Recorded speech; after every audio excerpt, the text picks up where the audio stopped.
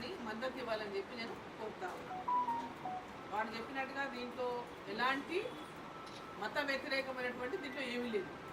ఒక మతానికి వ్యతిరేకం చేస్తూ తీసుకునే నిర్ణయాలు కూడా ఏమీ లేవు. చాలా చోట్ల చాలా ఇష్యూస్ ఉన్నాయి.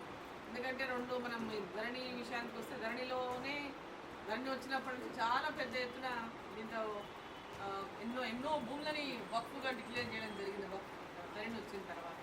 సో దాంట్లో చాలామంది అనేకమైనటువంటి ఇబ్బందులు ఎదుర్కొంటారు. స్వతంత్రం రాకముందు నుంచి కూడా పొజిషన్లో ఉండి ఇప్పటికి కూడా వ్యవసాయం చేసుకున్నటువంటి వాళ్ళు ఉన్నారు.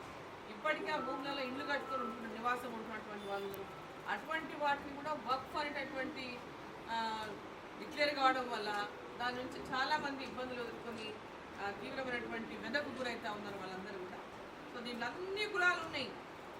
దీంట్లో ఇబ్బందులు పడుతున్నటువంటి వారు ఎస్సీ, ఎస్టీ, మైనారిటీ, బీసీ ప్రతి ఒక్కరు కూడా దీంట్లో ఉన్నారు.